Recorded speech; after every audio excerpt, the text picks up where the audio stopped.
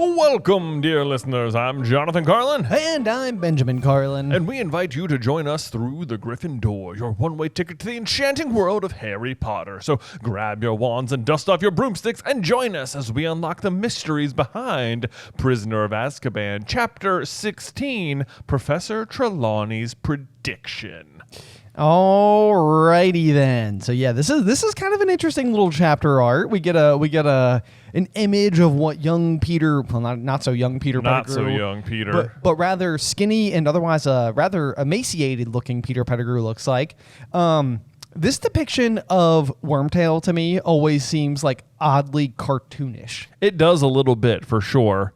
Yeah, I mean, I'm not like, I guess you're supposed to think it's or I guess you're not even supposed to think it's Scabbers per se. You know, because at this point you think he's dead. So if you see this... Right, yeah. That's a good point. Yeah, you're just like, oh, someone found a rat or something. There is a rat, yeah, who's going to be featured in this episode, or this chapter, rather. You know, it's funny because it kind of reminds me of like the, like Weaselton from like Zootopia. Oh, it kind of does look like that, yeah, like Duke Weaselton. If you kind of like get real close, it almost looks like he's wearing goggles or something. Yes, I know. I was thinking the exact same thing. Like he's getting ready to like do like a little skydive or something. Yeah, right. Yeah, so kind of an interesting. Yeah, I don't know. My note here was just simply that Scabbers is not a very cute rat. Well, yeah, and I mean, I think that's probably by design at this point, where you're like, oh yeah, it's not a rat at all. It's just the worst person in the books. It's not a rat. It's a rat. I just wrote ew. I love it. Yeah, no, that's really good. But yeah, then we've also got the title of today's chapter, which is going to be Professor Trelawney's prediction, which I added an apostrophe S, are always correct. Are always correct. Yes, yeah.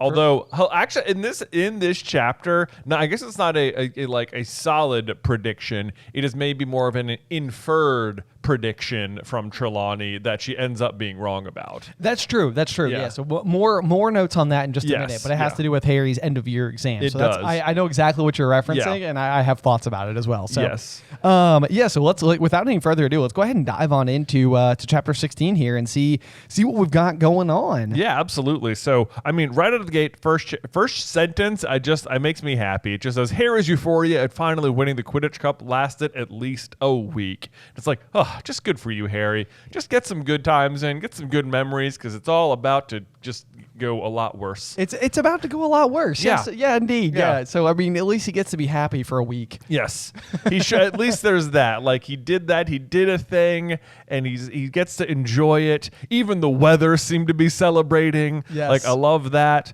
I love it when the weather feels like it matches your mood exactly. I mean, where we are right now, we're in that weird transitionary period between summer and fall, which means like some days you'll go outside and it's just perfect weather. It is, yes. It's fantastic. And then you're like, is it fall? Is it here? Is it at last? And then it'll be like, nope, sorry, tomorrow it's 90 degrees. And you're like, oh, never mind. So but then you'll wake up and it'll be like 40 and you're like, what is going on right now? I don't know what's happening. I know, yeah. It's like somehow like it can either be the best of both or the worst of both. Yes. Yeah. But I think this is kind of like an interesting like world building line, because it says all anyone felt like doing was strolling onto the grounds and flopping down on the grass with several pints of iced pumpkin juice, which does sound just so delightful. Yeah. And yet, if I was like at like a breakfast bar or something in the morning, and there was like a selection of like different juices, and pumpkin was one of the options, I don't think I'd be like, ooh. You'd be like, all right, you guys want to grab some of these bad boys and head down to the lake? Yeah. I mean, even on that note, I don't even tend to ice my juice. Yeah. You know, like do you put like cubes in your orange juice or anything? I don't imagine it's like, I don't think they're like serving it on ice. I'm just imagining the pints, as it were, sitting in ice. In ice. Okay, and then they grab it and head out there. I love the idea too that it, like, the way this is phrased makes it sound like that's exactly what you could do. Like you could just go to the Great Hall, grab several pints, like large glass bottles of pumpkin juice, and just take them with you out on the grounds. This is just something that's like available. It's available. Like any point, you know, like you can come down and have meals, but any point during the day you're feeling thirsty, just head on in there, grab a pumpkin juice or whatever, you know, any beverage of your choice. Hogwarts is kind of bougie. It is. Yeah, maybe it is. It's like at any point in time, it's like like, craft services is just like, it's all there. Yeah. Anything you need. It does seem like that. Yeah. That seems nice. So anyway, even though that's all anyone wants to do, they can't. Or perhaps just playing a casual game of gobstones, which to me seems a lot less relaxing and kind of gross. Yeah, considering gobstones, like if you lose, shoots a foul-smelling odor like in your face. Right? Yeah. It's like, what a great way to relax and enjoy the blue skies. I know. Just get sprayed in the face with some funky juice. That's what you can. Yeah. But despite anyone wanting to do this, they can't because exams are upon them, as they so terribly are at the beginning of summer. Oh goodness. I don't know about you, but I remember the stress of exams in college where it was like that week was just long. It was like I'm like up late every night. I'm studying like crazy. Like your diet goes out the window. Like Yeah. you're just like eating stuff, anything that happens to be like nearby. Mm-hmm. Yeah, like a handful of, I don't know, grapes. Yeah. A handful of grapes. If you're Colin Creevy. Maybe delivered to you by a first year. Yeah. Nope. Unfortunately not. So I remember this feeling. I get it. I The know. students are forced to remain inside. And I love this line too, trying to bully their brains into concentrating, which, oh man, I so remember that feeling, like just focus. Just like convince yourself to try. I know. Yeah, that Yeah. is exactly what the sensation feels like. One thing I do find interesting, though, is that it says Fred and George Weasley have been spotted. Even Fred and George Weasley have been spotted working. They were about to take their OWLs, which it's kind of funny because like this is a setup for like even Fred and George had to try, but like we will eventually know that Fred and George do not achieve Yeah. a bunch of They get OWLs. like 3 each, right? Yeah, Something. 3 or 4 each. I That's think. like Yeah. it's sort of surprising for them because they seem really good at magic. They do seem really good at magic. Yeah. Yeah, you're right. Like this is like one of those curiosities. And I mean, I'm sure we all went to school with or just simply are one of those students who didn't do well academically, like Yeah. in terms of grades, but it was like a poor indicator of that person's intelligence. They just Yeah. like couldn't get themselves to care about Right. class. Yeah. But it's not because there's not a lot like of thoughts going on. up Exactly. there. It's like their academic applications aren't very great, but obviously they are very good at magic and getting what they want done. Exactly. But so what's interesting about that, though, is it does mean that Fred and George were kind of setting aside the antics to attempt to study, but Yeah. maybe it just didn't work out well for them because they ended up not doing very well. Yeah, and this is also just good setup then for a couple books from now when Harry, Ron, and Hermione will be taking the OWLs. It's like, okay, this is what it's kind of like, just so you know. Yeah. And that's another good piece of like positive world building because this is something that is established long before they get there. Yeah, like it's not like one of those things where like you just get to book 5 and it's like, oh yeah, this year we're gonna do this thing I just invented, the OWLs. Right. It's gonna be super stressful and everybody's gonna be under like a lot of pressure. It's like, no, this is established pretty Yeah. early on that this is something that they're up against. Yes. And it actually even fits a little bit with like traditional high school where like junior year tends to be the one that's like very impactful because like that's when you're making like your like college applications and Yes. everything. So it's like by the time like senior year rolls around, it's like so long as you like kind of maintain what you did in junior year, like you're not going to have like your acceptance to a university like revoked. Right. But like Exactly. it seems like really junior year is the transcript that's being like conveyed. Yeah, and then it also kind of seems like to an extent they use this as sort of like it's like this like sets up your next 2 years, like your 6th and 7th year, which are like it doesn't seem as much like wizards have college or university. Right. Like they mentioned for Aurors, there's like some extra years of training afterwards, but that seems like maybe you'd like enroll in the Auror program or something. Right. Whereas right. this is sort of like, okay, you got through OWLs. Here's what your options are. Now let's tailor your last 2 years to sort of serve as like the like university style training for whatever you're going into. Right. Which Yeah. I also find kind of interesting because then it also says that Percy is getting ready to take his NEWTs. So this is almost like, and I can only think of the example for like the medical field where I think you take like the MCATs. Yeah. Which I think is almost sort of like a test you take before going to like grad school maybe or I like don't know. admittance to Yeah. medical school.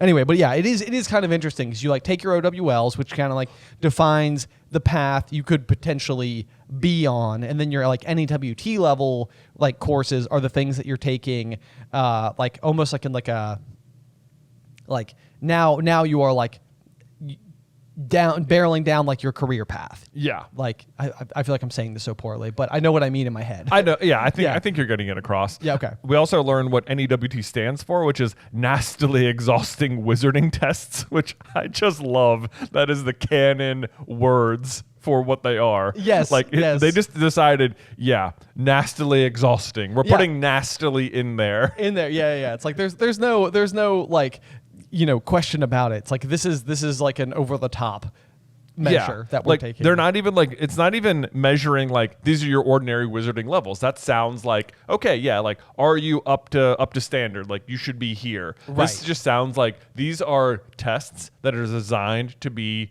insanely difficult for the sake of being difficult. They're nastily exhausting. Yes, Yeah. yes. Which honestly is exactly how I feel about all standardized tests. Oh So, man, yeah. I hear you. It's just like so basically they're getting ready for like their wizard SATs or something. Right. Yeah, I love to. This is Percy's like he wanted to enter the ministry, so he needed top grades. He was becoming increasingly edgy. Like what, Percy? No.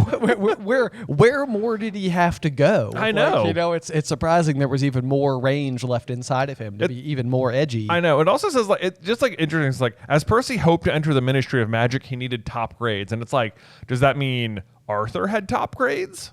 I would imagine so. Yeah. Although I almost can imagine Arthur being like very similar to like a Fred and George concoction as a student. Because he seems a little rule breaky. He seems a little rule breaky. We know him and Molly were out perusing the castle at night, We do know that. We do know that. But he also, he has his own obsession. Like Fred and George are sort of like dialed into like all the pranks and antics and making people laugh and kind of being silly and stuff like that. And it seems like Arthur's like obsession with muggles, like, is like an infatuation level. Like, he's very into it. Right. So I could see a world where maybe that's a little bit going on. And then maybe because he's in a field that only has 2 employees, his department, him and Perkins, I think it could also be the case that maybe that like it's not a highly coveted. It's not a highly coveted one. But then like, are we supposed to think like Umbridge got top grades at school? That's infuriating to think about. Like, and then it's easy for me to believe like Barty Crouch Sr. got top grades. That seems about right. That definitely because his son did as well. But like Cornelius Fudge, did Cornelius Fudge get top grades at school? Like feels unlikely. It does feel a little. Then you have like Ludo Bagman. It's like he feels like he was probably more of like an honorary appointment to his position. Right. Yeah. Like he had like good connections. Right. Yeah. Good connections and good Quidditch talent. Precisely. Precisely. Yeah. So I'm like trying to think. Yeah. What other ministry people do we know? Like, do we think you were top grades? Top grades. I know. I mean, but like Harry goes in, like Ron, I don't know. Harry goes in. Obviously, Harry's going to basically be allowed to do whatever he wants. Pretty much. Yeah. They roll obviously should have been Defense Against the Dark Arts teacher, but whatever. Yeah. Doesn't matter. And then it says the only other person who seemed more anxious than Percy was Hermione, which to me, I doubt it. I just doubt it. Third year exams versus Newt level exams? I don't think so. Yeah. I doubt it. The only thing that she would have going for her in this particular instance is because we've talked a lot about how like Percy also gets 12 OWLs, which means that like Percy probably also had a time turner. Yeah. But at the NEWT level, it is now possible for Percy to have like withdrawn from several other classes and to only be focused on. Sure. So he's not taking 12 NEWTs. He's not, but like the level of which seriousness he takes all of his classes just seems like crazy. Yes, indeed. Okay, so then we also get to see Hermione's schedule for her OWLs, which it's more like time turner setup, but it like to me it doesn't make sense outside of the time turner setup as well. Okay, it lay it says on me. Monday 9:00 arithmancy, 9:00 transfiguration, then lunch 1:00 charms, 1:00 ancient runes. Okay, that's the setup. Okay, this bothers me because like. Are no other third years taking arithmancy or ancient runes? You know what I mean? Right. Like is Hermione alone? Because we know everybody's taking Transfiguration and Charms. We know everyone's taking that. And so it's like, why would you make another exam at the same time? Right. Like it doesn't make sense. Like the other third years who are taking arithmancy must have the same problem, I do know what Yeah. you mean. Like this is like one of those questions where like I'm almost curious like if they are maybe not like electives, but like I remember like when I took woodshop, for example, in high school, I was in there with like I was a sophomore and I was in there with freshmen, juniors, and seniors all at once. Sure. And so like I don't know if like it could be like one of those classes because like otherwise you'd have to believe that Hermione is just being taught basically one-on-one. Right. You know, she's the only third year in arithmancy, and therefore is like they're kind of like, well, you know. Do you think it's like possible that like 4th or 5th or 6th or 7th years have like enrolled in arithmancy for the first year in their year? I am attempting to make it make more sense. Okay. Yeah. That would make a little more sense, but it still wouldn't solve the problem of other third years must be taking arithmancy. I know. I mean, know? and that's the thing. Like, I think particularly with these two courses, they both seem like, and for some reason I don't know why, they seem like advanced. Yeah. And I'm almost like maybe it's not like a lot of students take these. Like they're kind of hard. Like it would be like optionally taking like calculus. Yeah. I mean, I guess so. Maybe, but like ancient runes, like there's only like how many electives can you take? Like what? Divination, arithmancy, ancient runes, Care of magical creatures. care of magical creatures, right? Did everyone only take Oh, Muggle studies? Is and it Muggle there? studies? Yeah, and Muggle studies. Like no one took these other ones. It's just like this is just bad scheduling. No, it you is. know? It is. Yeah. But also, this is the point where it's like when we talk a lot in like Chamber of Secrets about how they like don't ever give you like all of the names in one go because you might be able to like suss out like that there's the like the word Voldemort is hidden in like Tom Marvolo Riddle or whatever. This is the one where it's like it just flat out tells you plainly in the middle of the page that Hermione is going to be in two places at once. Right. And so like I literally wrote like I don't know how me as a kid didn't figure out what was going on sooner because like whenever I like think back about Prisoner of Azkaban, I'm like, oh, it's so fun when you go back and you like realize there's all these like little moments where it's like, wait, how did Hermione get here? And it's like reading it like with this fine-tooth comb, not even a fine-tooth comb, just paying attention to it at all. It's like they're beating you over the head with the fact that Hermione can't be doing this. Yeah. Yeah, you're absolutely. I mean, even right out of the gate, when Ron at the beginning of the year, Ron was like, "You've got 3 classes at 9 o'clock. How are you doing that?" And he's like, "Oh, what's it to you if my schedule's a little full?" You know, it's like, right. Well, it's not that it's a little full; it's that it's impossible. It can't be done. Can't be done. Yeah, I know you're good, Hermione. Right. Yeah, I know. Yeah. But yeah, then there's I think Harry at this point in time is like he has like lost all preoccupation with Hermione's schedule, and he's just basically like, is there even any point in asking how you're going to sit for 2 exams at once? And Hermione's just like, nope. Yeah, she's also sort of lost it. It's just like I'm not going to make any more excuses. I'm just not telling you. I'm just not telling you. I'm just not telling you. Yeah. Yep. And it is funny because like when you eventually like learn like that her, like Professor McGonagall basically made her swear that she wouldn't explain it to anybody. It's like she's like she's not being good in her dodginess. She's just sort of like, whatever. Like, yeah, you know, I'm not going to tell you why I'm doing this or how I'm doing this. It's just like it's part of the rules, and I'm going to follow those rules, and that's that. Yes. What I think is funny though, so she is one of the books she can't find right here is Numerology and Grammatica, which is her arithmancy book.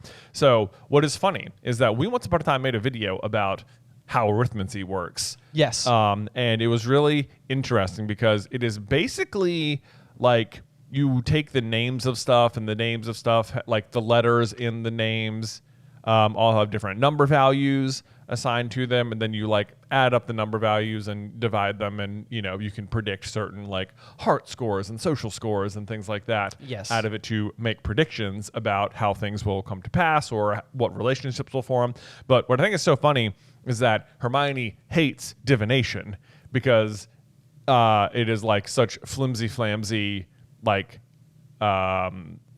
predicting the future. Yeah, I mean, there's no logic behind predicting the future. There's no logic to this, but arithmancy is attempting to do the same thing. It's just like with numbers. Yeah, it's exactly. It's math-based predictions instead of like vague-based predictions. And so to Hermione, you can see why it's like, well, why on earth like arithmancy is so concrete, it's so figure outable, you know. Right. Yeah. Right. Yep. Yep. Yeah. No, I know. It seems so very Hermione to have that relationship with it though. Because Yes. like, you know, one of them is like so like super feelings based and then the other would be like hyper analytical. Yeah. And even though they're kind of both doing the same thing, it's like clearly one of them is a better fit for her persona. Clearly one is, but the thing about like arithmancy is that even though you're using math to get to it, once you get there, it's still pretty wishy-washy. True. You know? Yes. It's like you still have to make a bunch of assumptions about what it probably means. Right. Yeah, as is the future or whatever. But anyway, I just think that's kind of funny. And if you want to check out that video, that was one of my favorite videos we made. We made like we did arithmancy on. I mean, Muggle. I'm sure for wizards it's a problem because they have to like work out everything by hand. But we just have like Excel, which can solve all of the arithmancy problems in like a second. It was a lot of fun. Yeah, it was so much fun. We tried we were like just combining every name in Harry Potter at all and finding all these weird connections. It was it was really neat. It was really neat. I remember that. It was good times. Good times. But let's see. Anyway, then we also get a little update from Hagrid. He says he's got a note for Buckbeak's appeal. It's set for the 6th. Someone from the Ministry of Magic and the Executioner are coming, which is like, why is it the same day? Like, this has been such a drawn-out trial. Throughout the entire year, it has taken them to figure out whether or not Buckbeak is executed, and now the appeal and the execution are going to take place on the same day. I know. Yeah, you're right. Like, I mean, because it was the very first day of class when Draco was attacked. And then the line we actually get is that it's happening on the 6th, and Hermione says that's the day we finish our exams. Right. So it took exactly to the day, year. one full school year. Wow. To determine this. The other thing that I think is very interesting about this, because I can never quite sort it when it comes to the wizarding world, is that the 6th that in reference would be June 6th. And that is around about like when our school years growing up tended to end. Yeah. So like as a child, it's like, oh, okay, yeah, that totally makes sense. However, we know in the wizarding world, they continue to stay at school through the end of June. Right. And their break is basically like July 1st through September 1st. Yeah. And so it's kind of like, it's interesting to me because this means that basically what they're allowing them to do is to just live at Hogwarts for approximately 3 more weeks. I would wager that those 3 weeks are the most valuable weeks of their entire wizard education. Probably so. You know? Probably like where so, they're yeah. just like living in wizard culture, uninhibited, just getting to hang out. Just getting it. Yeah, exactly. No, it reminds me of when I was in high school and they gave us laptops. And the idea was that like, it's like, okay, like we're entering like a new age. We need to have like technology for part of our learning. Mm-hmm. And really what happened was they put so many blocks on our laptops that all of us got really good at computers by figuring out how to bypass all of the blocks. Right, yeah. So it's like we all learned a ton about computers and like all sorts of like code and emulators and proxies and all sorts of stuff because we're all like, well, we don't want to be restricted and not be able to play computer games. Yeah, while we're how am I sitting in supposed to class. play Mario Kart in class? You know? Exactly, It's like, yeah. I will figure it out. Yes. Yeah. So it's like the teachers had no idea how to like incorporate the laptops into the curriculum, but we figured out how to learn computers based on exactly. yeah. So like you were learning a thing, just like not how they intended. Yeah, not how you intended, and specifically to circumvent what they wanted. Yes, Yeah. yes, exactly. Which is really funny. But let's see. So Ron is, he has major beef with the fact that they're bringing the executioner because it sounds like they've already decided, which it 1000% does, and they basically have. But his complaint is that I've spent ages reading up on stuff for him. They can't just ignore it all. And like, I don't think this ever comes to pass, but I would have loved it if like, as a result of this, Ron was just like an absolute hippogriff expert for the rest of the books. That would have been really cool. Yeah. Yes, yeah. Just like lay some like excellent groundwork for a scenario where like Ron really put his mind to something, and like as a result he's achieved like expert status. Yes, Yeah. that would have been really fun. Like, it doesn't really come up again, but I like to think that privately Ron is like extremely knowledgeable about hippogriffs. Yes. Yeah. Yes, indeed. We'll have to keep an eye out for this actually. Like whenever they like interact with Buckbeak, Witherwings, for all the the future episodes. Oh my gosh. Yeah, it's just like, is there anything that like Ron in particular does? Because like Harry has like a good rapport with Buckbeak anyway. Right. Like they always know to do the bow and like it always works and stuff like that. But it'd be interesting if like Ron does have like an extra like little like layer that like you could like blink and miss it, but it's like, oh, it's there. Yeah. It's there. Or even if it wasn't about hippogriffs, if it was just about like magical law or something, Even like that, court yeah. cases, I guess, because that's the other thing he's been reading about. So Right. Yep. like, yeah, if he was like a little bit more like lawyery or something, which I don't think it really comes to pass, but anyway, there's that. And apparently Buckbeak's pending execution is like buoying Draco's spirits, which is just like, dude, this is what's making you feel better. I know. Yeah. Like, This is your big triumph. This chapter in particular features a lot of like bad guys who are bad guys in the way that like cartoons depict bad guys. Yeah. Because you're right. Like it's like one of these things where it's like Draco had basically been noticeably subdued ever since Gryffindor's triumph at the Quidditch final, but he seemed to regain some of his old swagger over the next few days because of Buckbeak's execution. And it's like you're kind of like, dude, now you're just like, it seems like you're just being like evil, like you are like being like floated by evilness. I know. You know, when it's like I like in my personal opinion, like my outlook on the world is that like I don't believe that to be the case. Yeah. You know, it's like I don't think that people like I think people have like opposing ideals to one another. Like that happens all the time. And maybe this is just me being naive, but it's like it doesn't make sense to me. Right. It's especially because like it's not like he had beef with hippogriffs ahead of time. He just kind of like went to class, didn't listen, got, slashed, and then knowingly faked the injury the entire time. It's like I can't imagine this. Like if you were at a class or something and like their dog was there and you were like, what's going to make me happy this year? Getting that my teacher's dog killed. Right. That's basically what's happening. Yes. Yeah.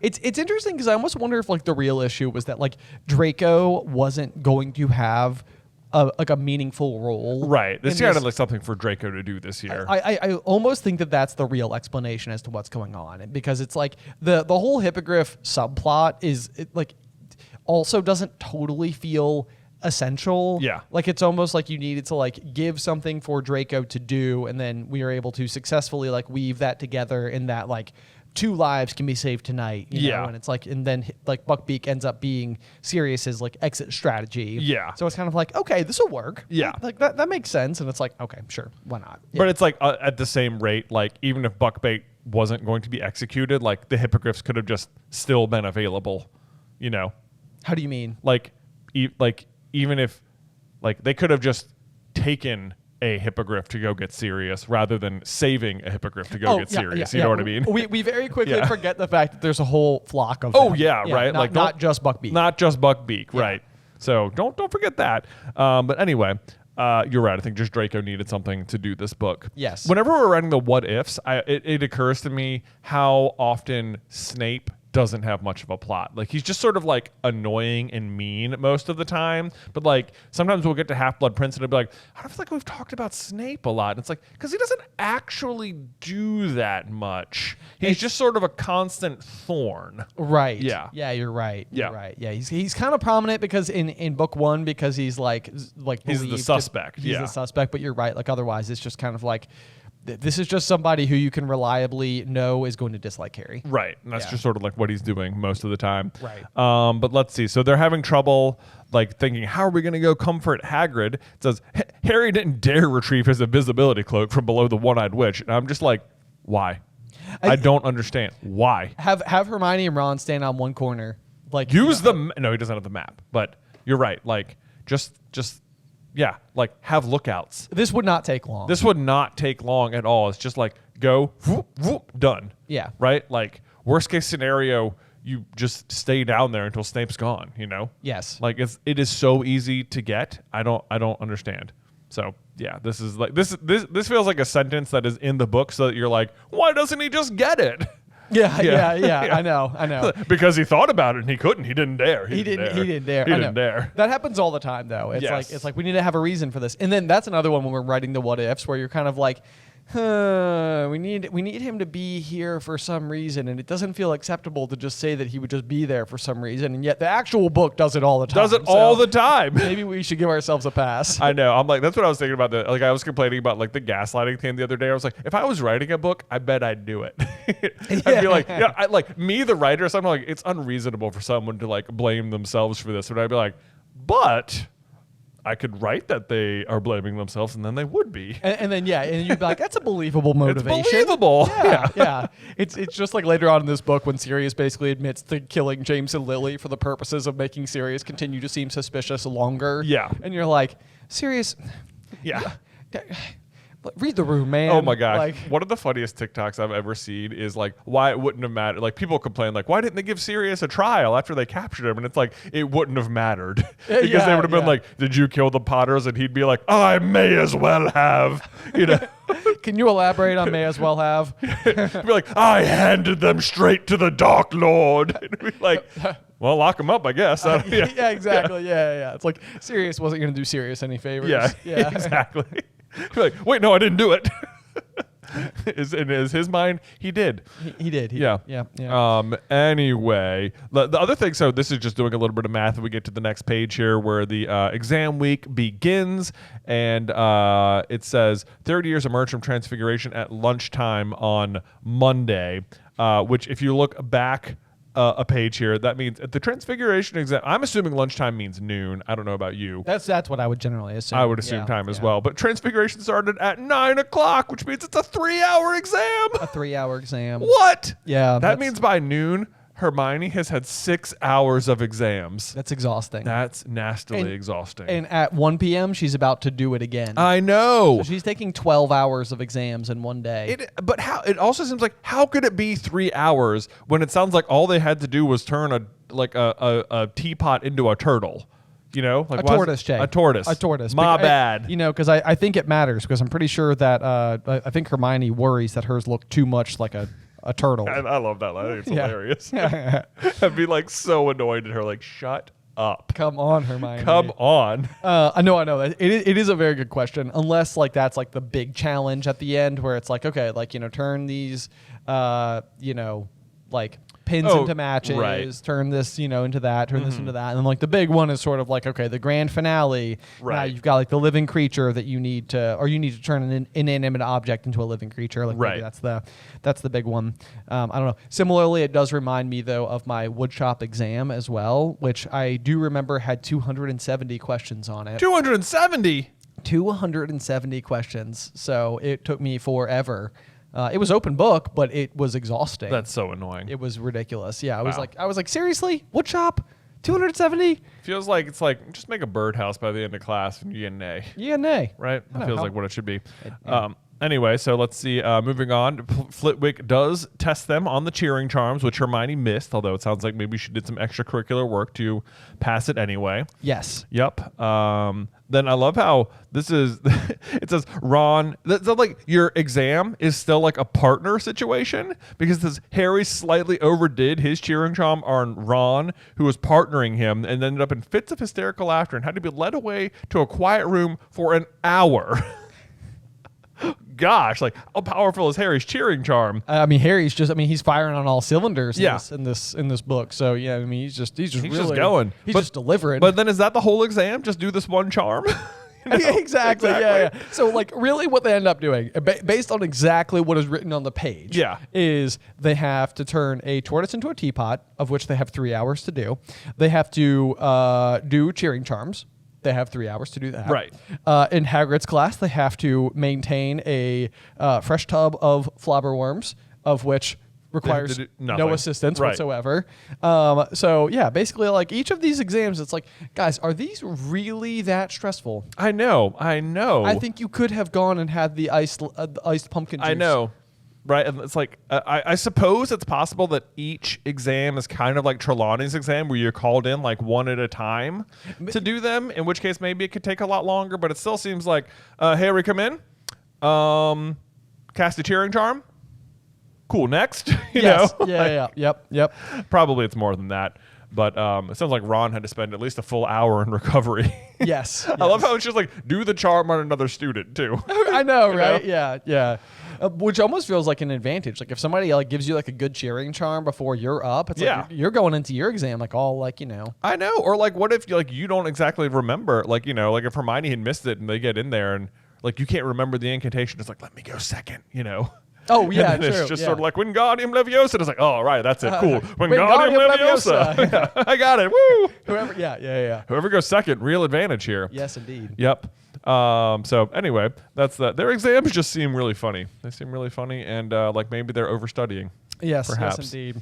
But it is during that Care of Magical Creatures exam where Hagrid is able to go over and talk to Harry and Ron and Hermione, and he does say that Beaky's getting a bit depressed, been cooped up too long, which I think is interesting because we talked a little bit in last chapter about how like Hagrid like got him like a bed on the night bus for like the trip into London, and I'm almost like, or how like he's been keeping like Buckbeak in his cabin with him and everything, and we're kind of like, what about all the other hippogriffs? You know, like why aren't you just keeping him with them? Right. And so I was like, you know, is Hagrid been required to keep this apparently dangerous hippogriff in his own home with him this whole year? I know. Like, in which case I could completely see a point where like Buckbeak is like, I'm starting to get kind of pissed. I know.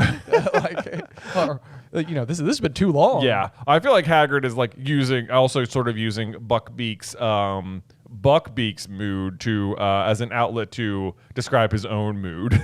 Oh, sure. Which is he's getting a bit depressed. Oh, yeah, but like been cooped up too long. It's like that's on you, dude. Like just put him outside. Right. You know? Yes. Like, yes. Well, that's the question. Yeah. It's like, is he allowed to? Could Buckbeak be outside? Or, Don't know. Or is that the problem? Yeah. Let's see. So then we move on to the potions exam where they have to make a confusing concoction, which Harry just can't do at all, apparently. And he sees Snape write something that looks suspiciously like a 0 on his notes before moving away, which I think is just like an interesting insight into the way the grading is done, because we never get like A's and B's and C's and D's or anything. Right. Like, you know what the OWL kind of scores could be, but those have to be explained to them ahead of time, so it doesn't seem like it's their usual grading convention. It's true. On stuff. So it's like how are you getting grades? What are your grades looking like? What counts as passing a class, you know? Right, like, right. Yeah. Like, yeah, because in this case, like an A would be like acceptable. Right. Like an E is exceeds expectations. Yeah. O is like outstanding. Yeah. But yeah, you're right. Like that's something that comes up when they get their OWLs back. Yeah. And as long as you got like, this is like the whole like C's get degrees kind of attitude. It's like if you got an A, that counts as you got an OWL. Yeah, true. Right. True, it's like it's like there's all these levels, but also it's more like pass fail. It does seem a little bit that way. Yeah, because I mean, like Hermione gets 11. Yeah, she gets 11 OWLs because she drops divination and then otherwise gets them all. But it's like, and she gets an O in everything except defense against the dark arts, so she gets an E. Right. But so she got 11 OWLs. But she would have also gotten 11 OWLs if she'd gotten in A in everything, for acceptable rather than outstanding. Right. So it's like, I don't know. Yes, yeah. It's sort of an interesting like way it works out. Like if you could just put on your resume like I got 12 OWLs, so they like, but what were the grades? I know, yeah, exactly. It's like, what's the GPA on that? What's the GPA on that? Like an 8.4? Yeah, right. No, it is interesting, but it's also fascinating to me because you do always wonder in years past, like how Crabbe and Goyle are successfully managing to like pass their classes. But if Harry is getting a 0 on his potions final, like how is Harry going from potions one year to the next? I know, right? Like how did the grades factor in? Maybe it looked suspiciously like a 0, but wasn't. I don't know. Right. Also for Harry, it's sort of like, oh, look at that, he passed. Yeah. Dumbledore gets like the transcript from all the teachers and everything, and he's like, Snape. Yeah. No. Fix it. Harry's it. Moving on. Yeah. Obviously. Come on now. Then let's see. We have astronomy at midnight, which that'd be an interesting exam to take. And it makes you wonder, like there must be, every day must be a different year that's being tested because like only one class could go at a time at midnight, right?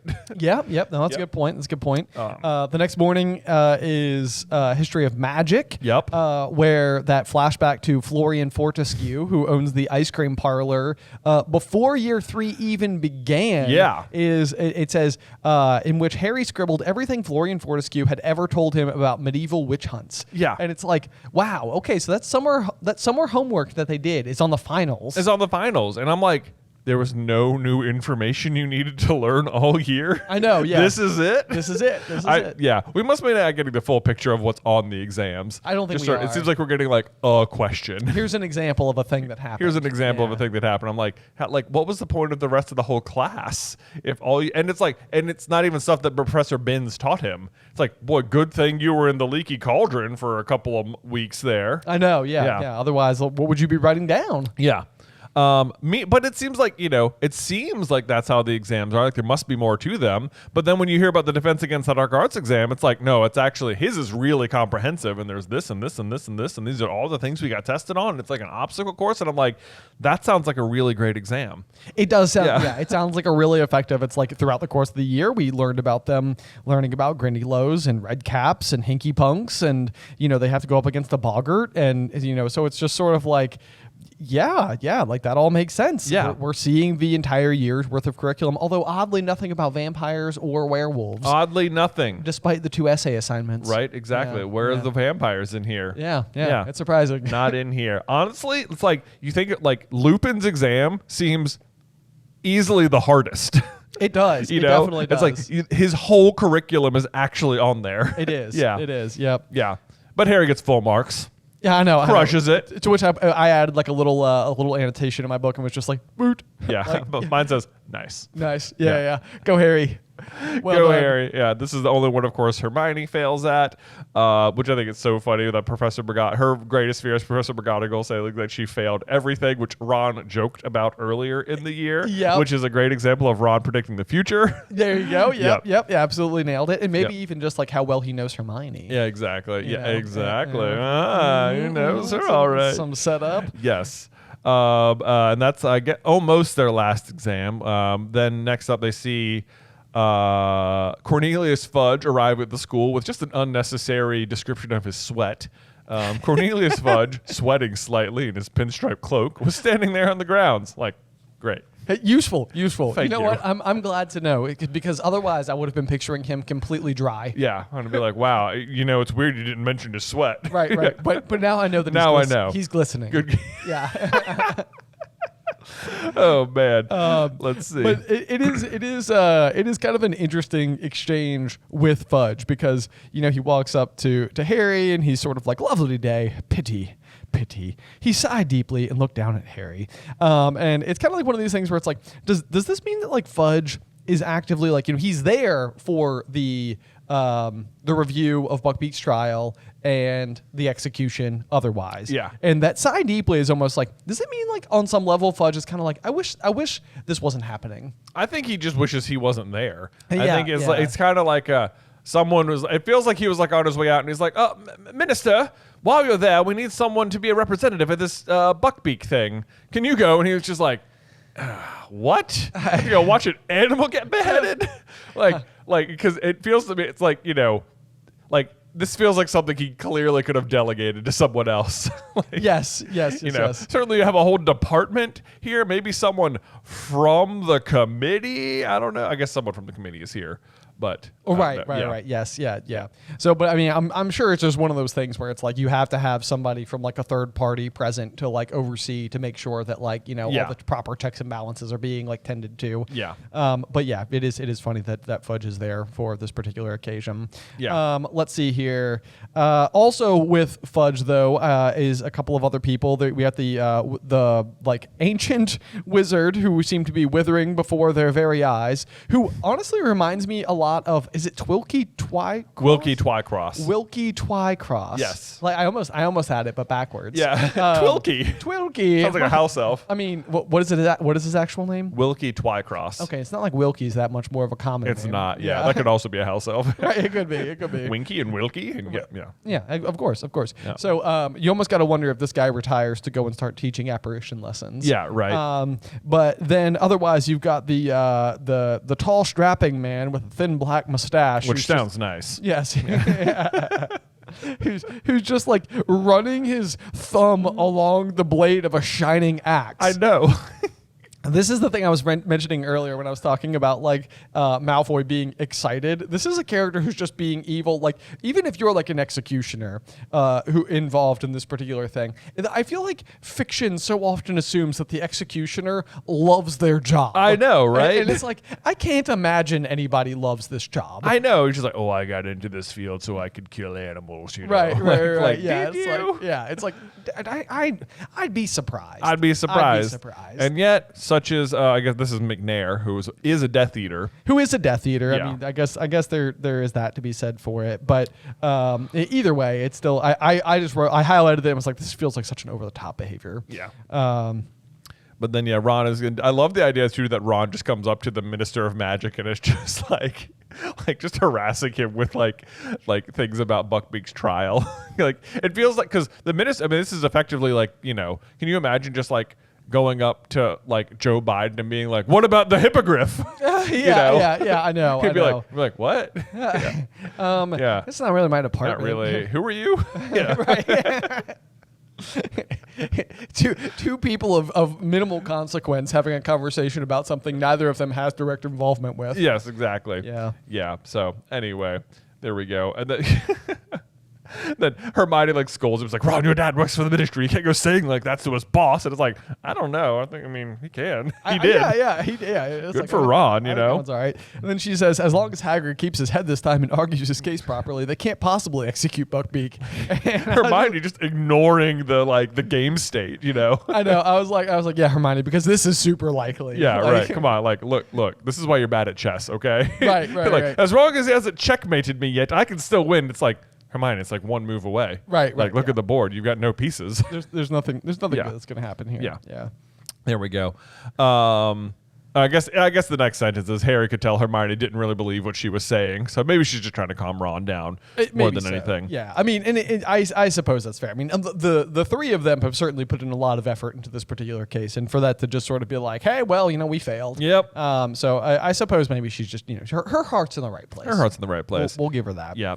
But so then we have our final exam, which for Harry and Ron is divination. Hermione is Muggle studies, which means had Hermione not dropped divination, she'd have another double exam happening right now. Goodness gracious. Which just goes to show that this is again. I mean, it suggests. This is two electives, I suppose, but it suggests that no other third years took both of these electives. I know. What would they be doing?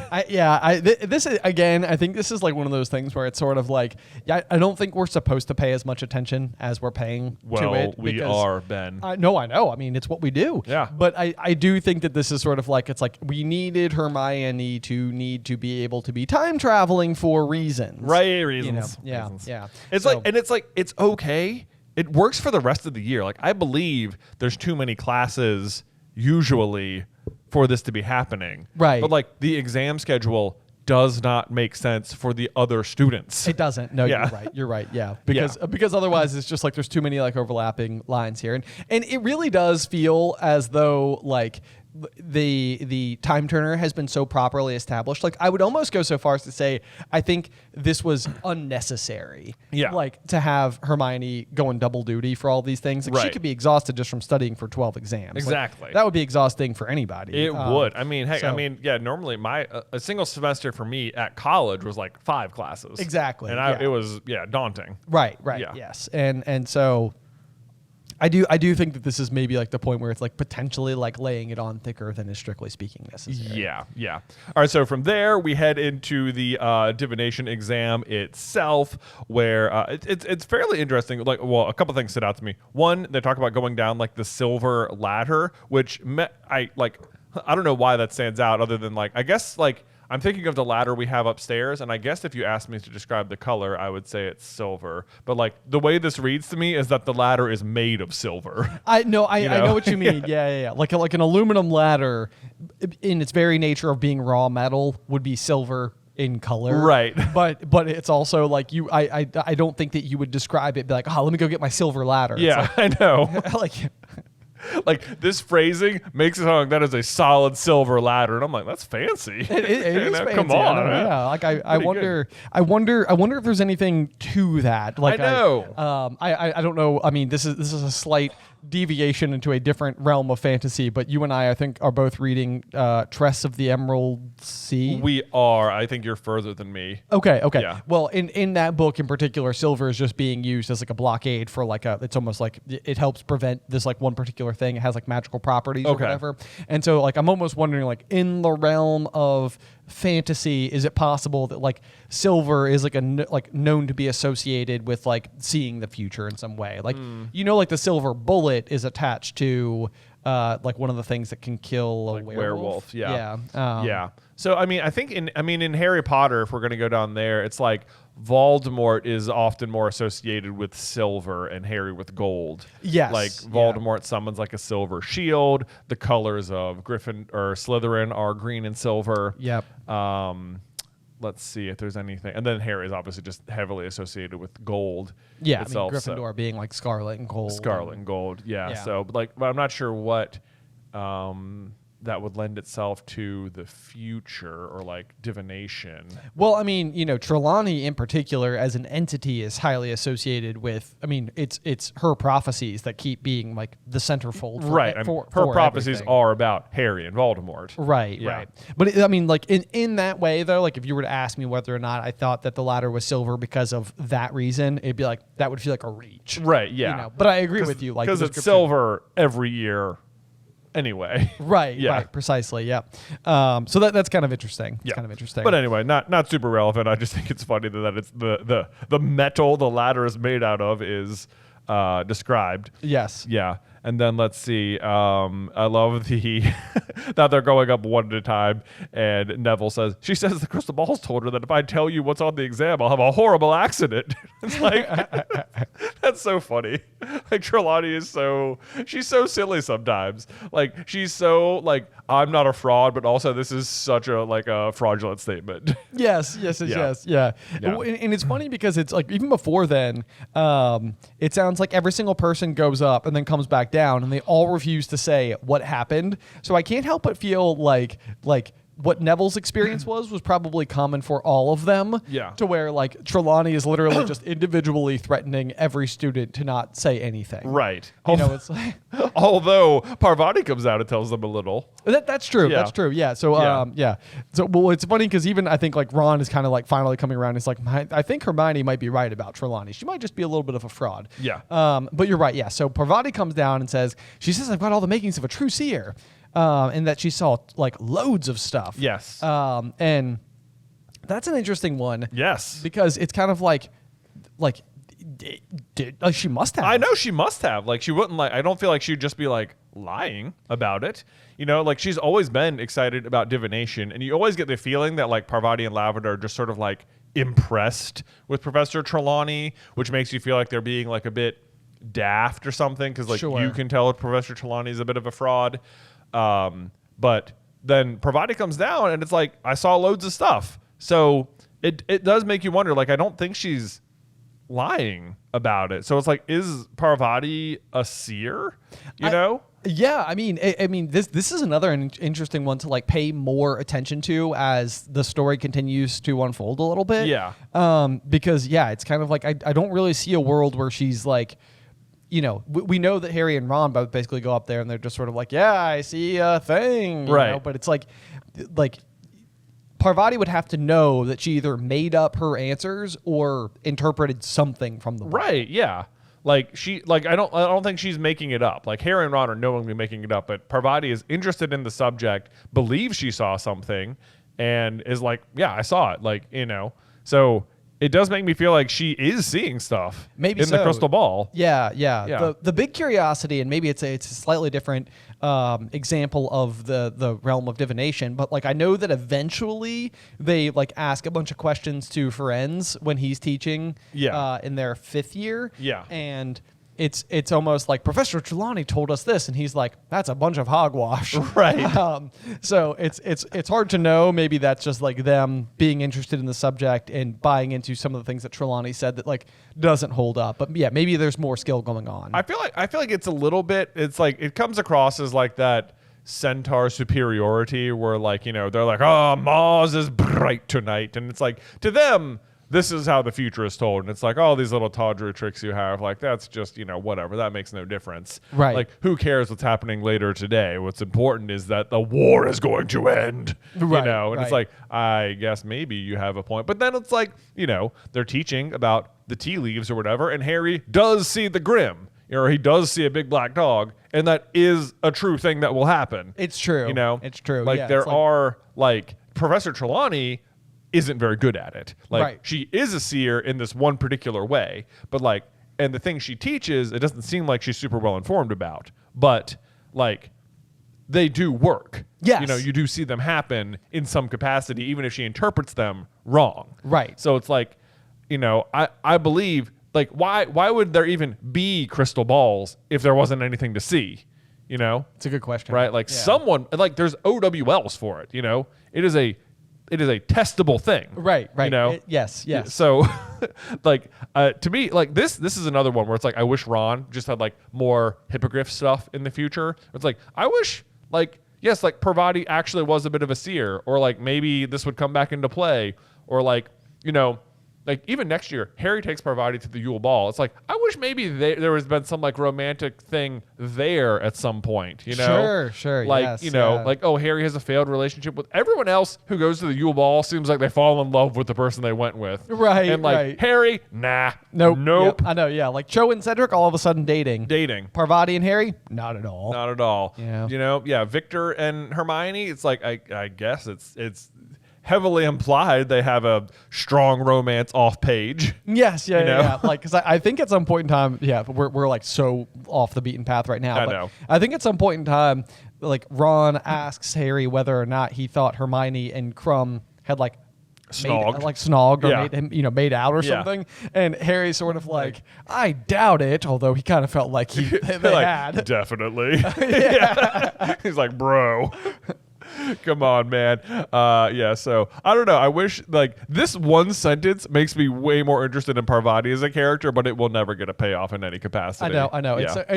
I think it's almost just like we were saying in maybe last week's episode, where we're like, it would have been so cool if like Lupin and Fenrir during the Battle of Hogwarts like fought as werewolves. Yeah. And it was like, okay, yeah. Like now is the moment. Like, because we know that like Neville will go on to be like really good at herbology. And so you've kind of got like, it would be interesting like if each of the Gryffindors sort of had like their specialities. Yeah. That like could come into play as like everything unfolded. And like as they all grew up from like, 11-year-olds into like fully trained adults, like they all were kind of like contributing to like the big picture. Yeah. As like, like Harry's class, like every single one of them was like important in some way. Right. Yeah. That would be neat. Except I think there are like 2 other Gryffindors in their year. Like don't even get mentioned by name in the whole series. Who are not even named. Right. Yeah. It's like, okay, right. Who were the other 2 girls? Who knows? Yeah. They were there. They were there. They were present. Probably playing gobstones. Most likely. Yeah. Let's see. So Harry is the last person to be tested, and since Trelawney is choosing the order, this feels like it is by design, where she like is dramatically saving Harry for last or something. Yeah. Which sounds like her. This is like Ron's exam takes 20 minutes, which I'm like, gosh, I can't even imagine just having like a solo 20-minute exam with just my professor. I know. It sounds like intense. It does sound intense. Yeah. I don't think I would enjoy that at all. I don't think I would enjoy that at all. Yeah. But so then Harry gets up there and he has his exam. Ron's like, I just made up a bunch of stuff. And Harry's like, yep, I guess I'm going to have to do that as well. Good plan. Good plan. So he says he sees a dark shape. And then he starts thinking about Buckbeak. He says it's a hippogriff. And Trelawney is like, oh, yes, absolutely. You maybe will see the outcome of Hagrid's trial. And then she like urges and urges and urges him to like say the hippogriff is dead. It's writhing on the ground. It's been decapitated. And he's like, nope, it's alive. It's getting away, in fact. And she's like, okay, well, that's disappointing. Like heavily suggesting that she believes the future to be that Buckbeak is going to lose. No, I know. Yeah, it's very interesting because like this is almost one of those things where I feel like she's writing her notes down, being like, that was not very good there at the end. But it's like about one day later, you're pretty much gonna have to like go back and regrade Harry's prediction because he basically aces it. He basically does. That's hilarious is that he's just making this up, but he gets it 100% correct. So it's like, you know, if you're Trelawney, you must be like, well, I guess he passes. I know, yeah. It's like this is a win-win for her because either she is correct about Harry being wrong and Hippogriff dies, right, and then her prediction was correct, or Harry is correct and she can be like, I taught him. Yes, yep, there we go. Look at my student. Look at that. Well, yeah. I'm so good at my job. Dumbledore, I'll take a raise, please. my apprentice, Harry Potter. Yes, exactly. Can you imagine what Dumbledore would say if he's like, there's no way in the world that my boy Harry wants to be your apprentice? Oh, I know. He does look such a problem with that. But it's like, it's so funny because like, what does Dumbledore do with this information? Because he must learn about it, you know? They'd be like, Harry predicted what? Well, that's interesting. It was exactly right. That's exactly what happened. Well, I'll be. That kid's just full of surprises. I know. Speaking of being full of surprises, though, we know that as much as Trelawney is a fraud, she does go into one of her second ever official trances. This is such a big moment for the entire series. It will happen tonight. Yeah, it's like I feel like Trelawney's character has been established so perfectly to this point as well. Where like after she gives the prophecy, Harry is like, was she just messing with me or was that like a real thing? And like you, the reader, are not entirely sure. Like both feel so plausible. They do both feel plausible. However, I will say that because we go into, in this book text at least, we go into all caps and italics. Yes. And so it's kind of like, something does seem different about what we're witnessing. It does, absolutely. Yeah. Yeah. So do you want to read the prophecy? I would, but my throat is killing me, so I'm going to let you do it. Okay, you're going to let me do it? Okay, yeah. We have it will happen tonight. The Dark Lord lies alone and friendless, abandoned by his followers. His servant has been chained these 12 years. Tonight, before midnight, the servant will break free and set out to rejoin his master. The Dark Lord will rise again with his servant's aid, greater and more terrible than ever before. Tonight, before midnight, the servant will set out to rejoin his master. Ooh. There you go. Man, the phrasing of his servant has been chained. These 12 I know. years. I underlined the word chained too. I'm like, that's not really true, right? It's an interesting version. It's an interesting interpretation of what Peter has been doing. Yeah. Like, because it means on some level, and I mean, this will be a discussion between Lupin, Sirius, and Peter, in the Shrieking Shack, where there's going to be like a big discussion of like, why did you choose to be a rat this whole time? Yeah. And basically it was just out of like fear. So he is effectively imprisoned.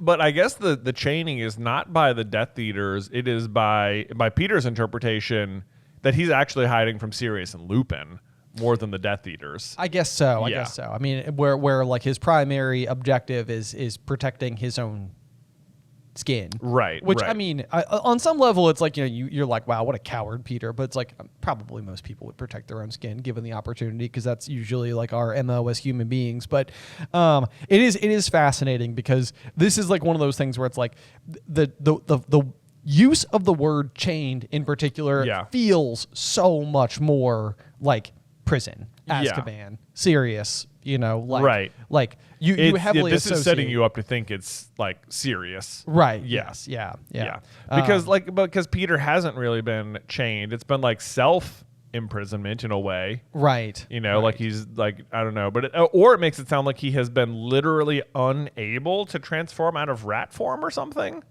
But that also I don't think is true, because like Sirius can go back and forth. Sirius can go back and forth. However, I'm pretty sure after we see Peter reemerge as like Wormtail after escaping, the night of the like Whomping Willow and Shrieking Shack and everything, do we ever see him become a rat again? We don't ever see him become a rat again. And I guess while we know Sirius doesn't have a wand right now, like he is able to transform back and forth from human to dog without the wand. Right. But Peter has to pick up the dropped wand to transform back into the rat. Yeah, and even the description I think that's ultimately given by Lupin, he's basically saying like, James and Sirius were the best in their class, like, they worked hard to become Animagus, and then like with their help Peter was able to do it. So like I could see a world where like what you're witnessing is an unwritten, like off page, but like otherwise true fact that is like Sirius is much, much, much better at magic than Peter, and his ability to transform is attached to that. Yeah. So I think there is, I think you're right. I think I would bet that like when they were students, I doubt like someone had to constantly transform Peter out of rat form. Right. Like I would think you could probably transform and bring the wand with you into the transformation, but like clearly part of Peter's framing of Sirius involved dropping his wand, right? Because I think they return his wand back to his parents. To his parents, so he doesn't have his wand. Yeah, you're right. So I think he's just stuck. Maybe it's possible he's just stuck as a rat. It is possible he's stuck as a rat. That's a good point because nobody would know. Oh man, God, I mean, when you think about it like that, that gives me like that kind of like claustrophobic feeling of like it's like, ooh man, like you are, because nobody knows. Nobody knows. So it's like, how could you ever communicate to somebody what's going on? Right. But then I mean he's gonna flee as a rat, and he gets to Voldemort, and he's gonna transform back. He will transform back. I mean, we know that Voldemort, whatever state he's in, has the ability to like occupy other things. So it's possible that like Voldemort could like occupy the like Scabbers, right? The rat, and get the information like almost via like shared mind. I guess he goes to get Voldemort's wand too at some point. Maybe he uses maybe as a rat, if he gets hold of a wand, he could do something. Maybe he could do it. Yeah. Okay. So yeah. It's kind of interesting, but you're right though. I mean, there's also that thing, and like I feel like the movies are a little like flimsy about it, where it seems like Sirius sometimes transforms from dog form into human form, and he's like wearing he's like shirtless underneath, but he's wearing like a big like fur coat. Right. Yeah. You're kind of like, how does it work with clothes? Does it work with clothes? Yeah. Because like when Peter transforms in the movie like into a rat again, like all of his clothes are left behind. I know, which is a super uncomfy thought to think about. I know. And nobody wants to imagine Peter Pettigrew just running around naked. But then like Sirius transforms into the dog, and like while wearing his prison clothes, and keeps going back and forth and maintains them. Yes. So it's like, again, it's just like example, like Sirius is like, he's good enough that he can do it with the clothes, and Peter's not. I know, yeah. Like maybe there's a little bit of that going on. Like how much can you incorporate, like what you're wearing? Like we know, like McGonagall's cat form has like the spectacles. Yes, so like, and when she transforms on like Privet Drive, she's still wearing clothes. Yes. Yeah. So I mean, it's not hard to believe McGonagall's good at it. Of course. And it's not hard to believe that Peter's not good at it. Also agree. It's like there's the line between like you have become an animagus, but are also, which is hard to do on its own. It's like you've accomplished this incredible magical feat, but are also not good enough at it to bring your clothes. Yes, yeah. It's like it's almost like there's doing it hard stop, and there's like the finer shades once you get over there. Yeah. So it seems like he doesn't have many finer shades, which is also not hard to believe, but Anyway, so there's the prophecy that he will be set out tonight. And this prophecy is always like one of those things that throws us for a loop when we're writing our what if stories, because so often the what if, like a big question for so many what ifs is like, what if this moment gets interrupted? Like, what if Peter is caught? What if, Sirius had killed him? What if Sirius had told Harry when he saw him that night at Privet Drive, right? Yeah, and I think that usually the law that we lay down whenever we're writing like a what if is that prophecies are going to prophecy. Like they are almost like I think in like the MCU or like Marvel, for example, I think they call them like Nexus events or like Nexus characters. Like these are like singularities. These are like important things that have to happen. Otherwise, like the fabric of all time and creation fall apart. So we've tended to always kind of like let that maintain as true. And in the event that something does happen to Peter, Barty Crouch Jr. just becomes activated sooner by like the laws of fate. Right. And it's again, it almost applies better to him in terms of the word chained, because he is literally being held prisoner by his own father at this moment. Yes, Yeah. indeed. Yep. So it definitely would make sense that this could just as easily refer to Barty Crouch Jr., who otherwise in the next month is going to mobilize as well. Right. So, But because of Peter, normally. because of Peter. Yeah. But either way, so there it is. Dark Lord is coming back. When this one paragraph makes the entire it puts tension into the entire Goblet of Fire book. It does. Because you're just sort of like, Voldemort doesn't seem present the entire time, but you know this happened, and you know this is lurking above. And there's that, and then there's the opening chapter as well. The opening in Goblet, which is sort of this big shadow, and you're like, how did Harry's name get in the goblet? And you're like, it's gotta be Voldemort, but like how? Where? Where? So I know. Yeah, Moody is such a good disguise. Oh my gosh. Yeah, it's really good. It's really good. So there is that. But so we get the prophecy. And then Trelawney comes out of it looking thoroughly startled, which to me is interesting because it's like she is unaware of her true power. See, this is another shades of ability. You're thing, right. I think going on because she has just made a genuine prediction. Yeah, like she is like.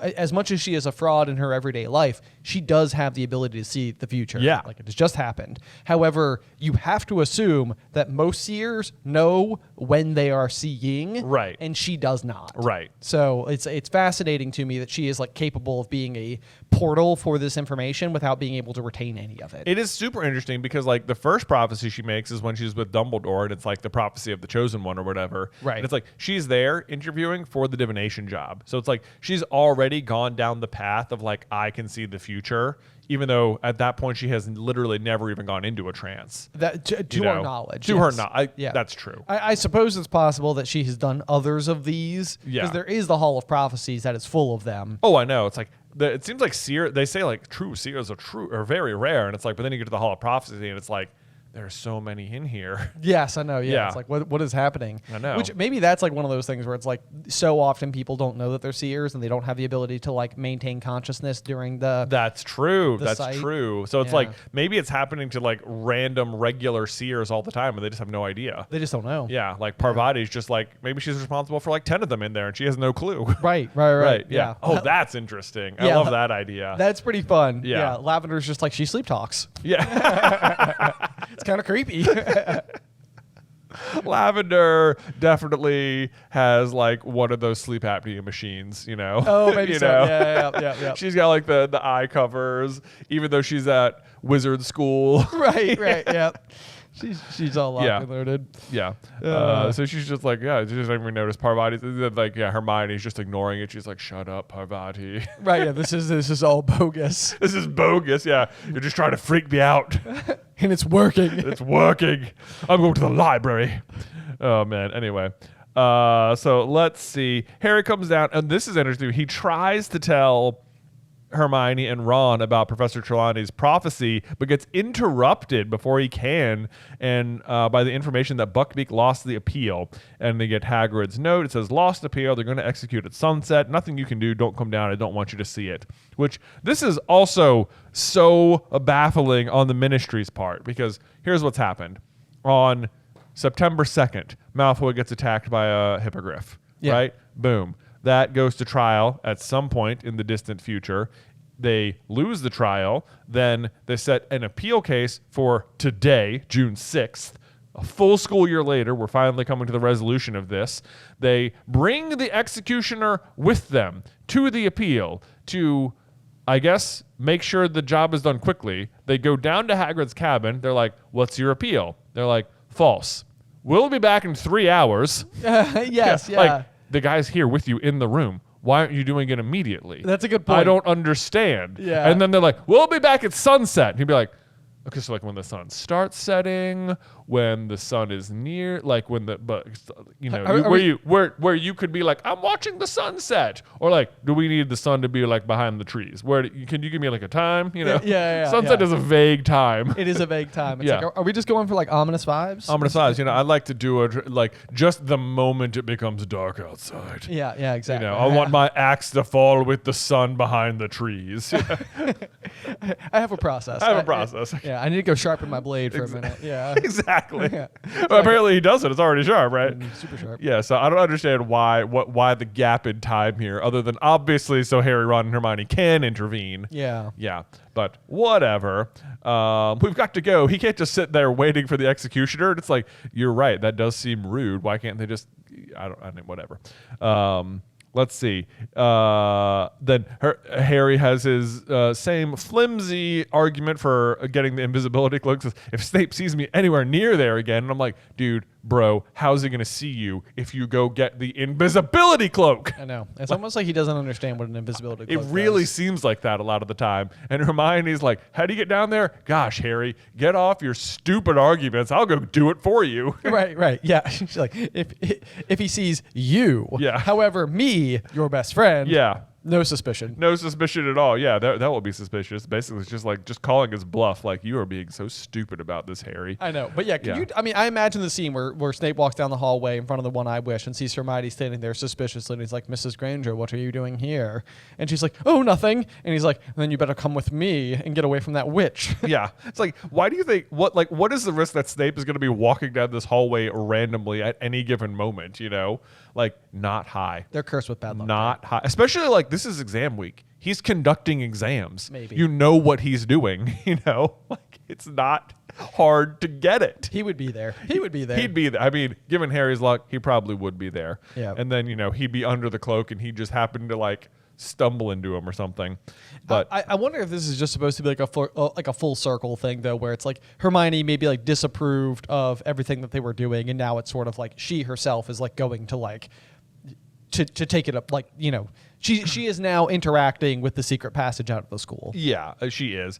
So it says, yeah, returned a quarter of an hour later with the silver cloak folded carefully under her robes, to which again I'm like, why not just wear it? I don't like did they know what they have? Did they get it at all? Like, their failure to use the cloak effectively drives me crazy. Yeah, I know. Anyway. Yeah. Anyway, then we have a great Ron Hermione moment here. It says, Hermione, I don't know what's gotten into you lately, said Ron, astounded, which I just drew a little heart next to. It's like, this is Ron. Ron is really falling for Hermione hard in this book. It's happening. Yes, and then Hermione looked rather flattered. It's like, oh, okay, thanks, Ron. Look at that. As much as I've always been Team Hermione, it's hard not to see the obvious groundwork that's being built. It's being built here, but I'm still more of a Hermione person myself as well. I get you. You know. Yeah. You know, I mean, Luna's right there, Ron. What are you doing? I know. Come on, dude. Hashtag Red Moon. Hashtag Red Moon. Let's go. Anywho. Anyway. So they are, let's see, they're walking very close together underneath the cloak to get down to Hagrid's. The sun was already sinking behind the Forbidden Forest, which I would call sunset. But I guess the executioner does not. He has a very specific rule, Jay, about Sunset. Like, it's so weird. Like, Ben, you want to go watch the sunset? Be like, sure. Do you mean like when the sun is gone? Obviously. obviously. Do you want to go look at stars? You want to go watch the darkness? Nope. So the sun is setting. I guess the sun is setting anywhere from noon until it's below the horizon. Yeah. Technically. True. Right. Whatever. Space. We're learning astronomy over here. And then, so they get down to Hagrid's. He is not crying, nor did he throw himself upon them. His helplessness was so much worse to watch than tears, which, oh, God, I know that feeling. Yeah. Yeah, where you're just like, I can't do anything. Nothing will work. I know. That is a devastating thing. But he does have Buckbeak out in the pumpkin patch, getting some fresh air after a year of being in Hagrid's hut. I know, yeah. Tired of being cooped up. Hagrid's like, well, at this point, may as well put him outside. May as well put him outside. Yeah. I love the line, or don't love it, but it says Hagrid's hand trembled so violently the milk jug slipped from his grasp and shattered all over the floor. That's so sad. Like, he's just so nervous. This was one of those details that I was kind of curious about, because I think in the movies what they have happen is like Harry from outside in the future is like throwing a rock through the window. Yes. And I almost like a scenario where in real time, Harry's interpretation of what's happening is that Hagrid's hands are shaking so badly that it like causes him to drop it. Right. But then like he throws the rock in the future, and what's actually happening is it's hitting it. This is a moment that's actually done better in the movie. You're right. Yeah. Where you get to see the it's like a very like snail shaped rock or something. It's a very uniquely shaped rock that hits it. Yes. Yeah. It's got like the little like fossil or something on it. Like spiral on it. So then later when you see them, like, second Ron and or Harry and Hermione, you're like, oh, that was them. That's that rock. Yeah. So I like a world where it's not actually Hagrid's handshaking that breaks it, but it's something that happens in the future. But we don't actually have a canonical words on page description that is happening. We do not. And then this is another, like, everyone forgets they can do magic where they break it and Hermione's like, I'll clean it up. And it's like, why don't you just, like, reparo? Reparo, yeah. Whatever. It's fine. Just skate past it. Bigger things happening, but they forget they're magical a lot. I know. Yeah. Although earlier in the year, they couldn't repair the blue teacup or whatever that Neville breaks. So maybe China is difficult to repair. I don't believe that. I agree. I more want to say that at one point McGonagall just like waves a wand and like repairs someone's desk and just like gives it a new leg. Yeah, I mean, we also know that for their final exam they had to turn a teapot into a tortoise. Yeah. So something tells me they can turn a broken teapot back into a teapot. Yeah, exactly. They're not even transfiguring it; they're just repairing it. Yeah, Then Harry asks, is there anything anyone can do? Which is just fun, like verbal irony, because it turns out yes, and it turns out you. Yes. Yep. Yeah. So there we go. Let's see. Then Dumbledore comes in. They ask him, like, what about Dumbledore? Why haven't we thought of him yet? And Hagrid, like, this is another one where it's like, where you, the reader, are like, why doesn't Dumbledore step in? It's like, oh, because of this sentence. Yep. And it says, he's tried. He's got no power to overrule the committee. He told him Buckbeak's all right, but they're scared. And it's like, you know what Lucius Malfoy's like. And it's like, it's surprising that they're more scared of Lucius than they are willing to take Dumbledore seriously. I know, especially because I think, like, at this point in time, Dumbledore is like the head of the Wizengamot. Right. So it's like, it's like he's not the minister for magic, but he is like the head sort of like International Wizard King. Yeah, exactly. Yeah. Like he's lead charge on that. So it is surprising to me that Dumbledore doesn't have more sway, or that he can't just like delegitimize Lucius Malfoy in one fell swoop. Yes, because it just feels like everybody's going to take Dumbledore more seriously, and they're like, yeah, but like Lucius is kind of threatening us. It's like, oh, okay, let's just bring him up on charges then. Right. Would you guys be willing to testify? Because like I can beat Lucius. This is another tricky one too, where it's like, the way the movie handles this is that like Dumbledore almost seems like he is down there like comically stalling for time, like with the executioner and Fudge and stuff, and he's like, Hagrid, tell me about your rhododendron out front. Like, look over there, everybody. Yes, and it's like, it makes it seem like Dumbledore sort of knows what's up in that moment, but like he wouldn't know what's up yet. So like if he knew what's up, then he would know the future, but if he knew the future, he'd know Sirius is innocent, but he also doesn't know Sirius is innocent. So it's like there's a bunch of wimbly wombly Dumbledore like information happening here. Oh, at least in the movies. In the book, right, it's like Dumbledore's just going to come down while it happens. And then I think they just, they do the movies to make it funnier. But I don't think when Dumbledore comes down, he does not know anything yet. Yeah, right. Yeah, exactly. You're right. But I do think what's about to happen, and when Dumbledore does come down and sees that Buckbeak is missing, I do think like he is starting to get the necessary pieces of the puzzle. So as the rest of the evening unfolds, like by the time he tells Harry and Hermione to use the time turner, he's already kind of figured it all out. Right. Like, I mean, he knows Hermione has a time turner. So Yes. I suppose at any given moment, he could be aware of the fact that possibly Hermione's in two places at once. That's true. Yeah. That's true. Yeah. And that could very well be what's happening, especially like because I think at some point in time Harry says, maybe it's at the end of year one, that like Dumbledore knows more or less everything that's going on at the castle. Right. Like if Harry's assertion there is correct, then he also probably, like Dumbledore also probably knows that Harry, Ron, and Hermione went down under the invisibility cloak to visit Hagrid's. Right. So that like when Buckbeak is missing, he's probably like, they probably had something to do with it. Yeah. Right. I can see something like that for sure. But so then what happens next is that as Hermione finds Scabbers and immediately identifies him, which is impressive. I wrote the exact same thing down. I was like, Ron, I don't believe it. It's Scabbers. And it's like, how identifiable is this rat? I know. I guess he's got the missing toe. Yeah. But like at this point, he has like lost weight. He has lost fur. You haven't seen him in months. You believe, like, why would you assume? It'd be more likely to assume that like it's a different rat. than Scabbers. I know. Yeah. It's like that's like it's so odd. It's so You're right. But maybe so. Maybe they've just spent enough time around Scabbers to where it's like, oh yeah, I'd know this rat anywhere if I saw it. And I mean, it is Scabbers, so she's right. Yeah. And Ron is flabbergasted, can't believe it. What are you doing here? It's like great question. Scabbers looked dreadful, thinner than ever. Large tufts of hair had fallen out. Leaving bald patches as he writhes in Ron's hand, desperate to free himself, which I guess, Ron is like, no, it's me. It's fine. Cool, dude. It's good. Like, chill. It's me. I'm Ron. Hey, we found each other. Right. There are no cats. There's no cats. Yeah. But at that moment, we get a lovely description of Hagrid where it says, this is all unfolding. And it says, Hagrid suddenly stood up, his eyes fixed on the window. His normally ruddy face had gone the color of parchment. His normally ruddy face. How do you interpret a ruddy face? Ruddy, I don't know, messy? Yeah. Okay. I guess. To me, I'm like, I don't think we can politely describe somebody's face as normally ruddy.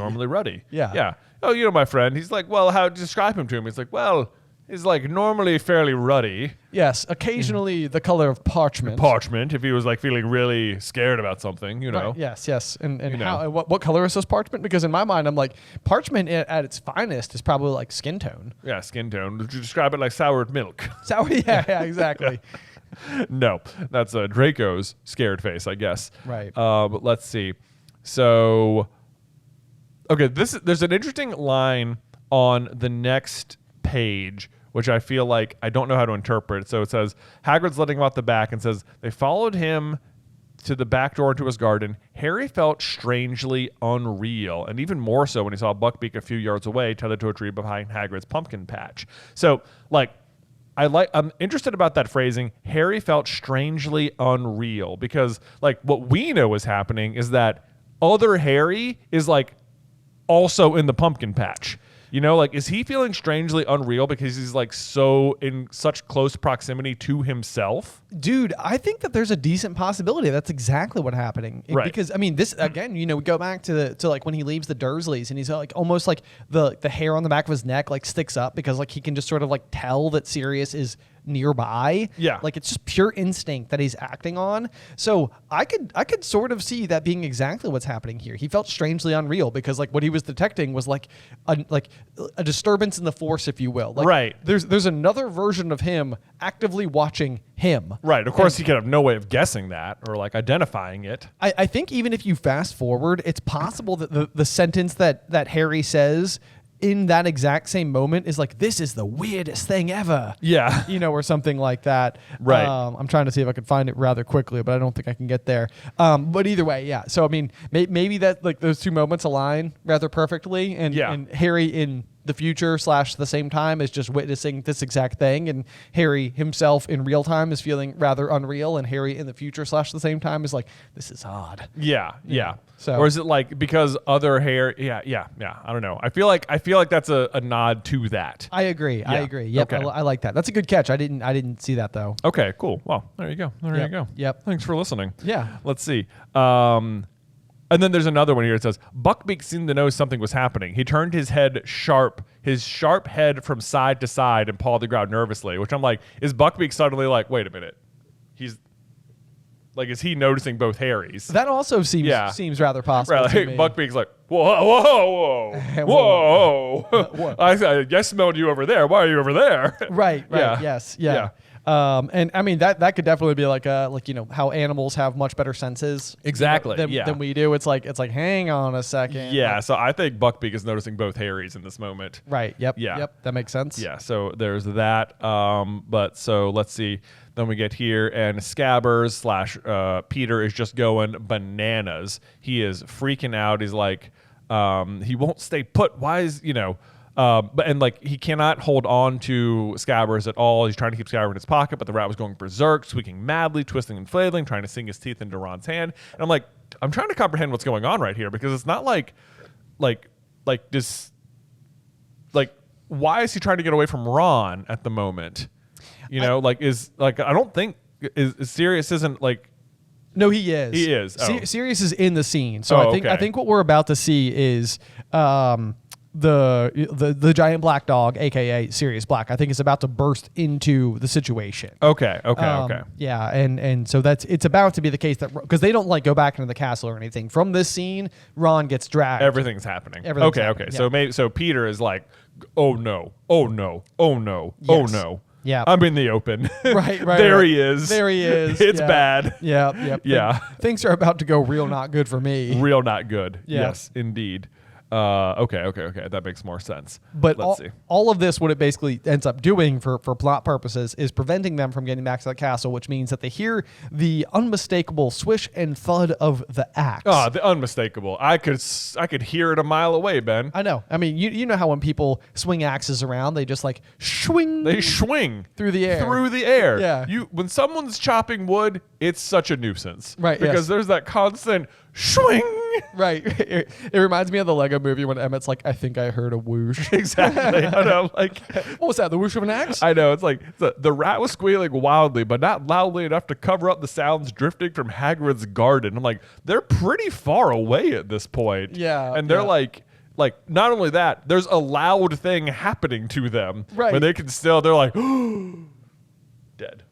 Yeah, Dead. that's it. Not to mention the other thing that I've always found ridiculous about this, and this, I mean, it goes back to what I was saying earlier, where it's like, what is McNair's personality like that he's like, oh yeah, I get to kill something today. Like, yeah, I'm stroking my sharpened silver axe, and I'm so excited to get to murder something. And then wait a second, it got away. I'm so angry. I'm now in front of the Minister of Magic. I'm going to swing my axe in anger. I know. It's right? like.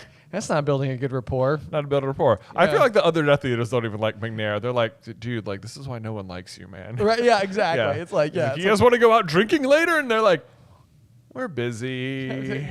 I don't think so. We're good. You always bring your axe with you. It's kind of everywhere. awkward. It's like it draws attention, you know? Yeah. Well, Lucius is always worried you're going to behead his peacocks, you know, just for funsies. Right. On a tear. Yeah. But yeah, no, that's like one of those things where it's like for you know, again, for plot-based purposes and thinking back to young me reading this book for the first time, it's like you're basically like, no way, Buckbeak's dead. Yeah. Oh, I know. For all intents and purposes, you're like, wow, they did it. They did it. Yeah. Yeah. Like, but as ever, if people didn't see it happen, it doesn't didn't count. It didn't happen. Exactly. Yeah. Exactly. So there you go. But yeah, so that does bring us to the end of chapter 16 and gets us prepped for chapter 17, Cat, Rat, and Dog. It does get us prepped for that. Cat, Rat, and Dog, which is but the next couple chapters are like really good. There's some major plot about to unfold. There really is. But before we dive into that, though, do you have a review for us? I sure do, Ben. This comes from Nymphador Tonks. The one, the only? The one, wow. according to their name here. It says, hey, brother, wow, I love this podcast so much. It's so fun diving into this world with a new, fun, and deep perspective. I always wake up on Sunday so excited to listen to this week's deep dive into the world of Harry Potter. Just such a fun way to turn any boring activity, like laundry or dishes, into something I look forward to. Yay. My question is this. In the 6th book, Dumbledore is offering Draco protection before Draco was about to kill Dumbledore. Draco looks like he was about to accept when a bunch of Death Eaters cut them off. My question is, what if the Death Eaters didn't cut them off? Do you think Draco would have accepted? How would this change the plot? Anyway, thank you so much for this amazing podcast. Can't wait to see where it goes. Oh, man. Also, I mean, as ever, it's a really interesting question to take a look at because, I mean, I think inside of that moment, this is a defining situation for Draco. It is. I mean, to be fair, it's like, you know, he's devised a rather evil plot. He has basically set into motion a pretty terrible outcome rather single-handedly to his credit. However, he does also have the looming threat and even sort of like his own house's, so to speak, like the House of Malfoy's reputation fully and completely being placed on his shoulders because, you know, his father at this point in time is in prison. I mean, the threat upon him too as well that like, if you don't do it, I will kill you. Yeah. So it's a matter of whether he thinks Dumbledore is like powerful enough to protect him from Voldemort. That is the big question. And I mean, maybe it's actually kind of like a little bit of like a Peter Pettigrew situation as well. It's like, where do I feel like I'm safer? Like under the reign of Voldemort, where it's like, you know, your life has been under constant threat for the past year, or under Dumbledore, who was otherwise, you know, I mean, standing before me completely unarmed, but also like, known to be one of the most powerful wizards of all time. Yeah. And I think even Draco, as much as he may parade around all of his, antics and stuff like that, like I think he can still game recognizes game a little bit. Like I think he knows Dumbledore is in fact a formidable force. And I think, like someone who would be like respected. I think, the thing about this, this situation basically goes the worst possible scenario for Draco while still succeeding.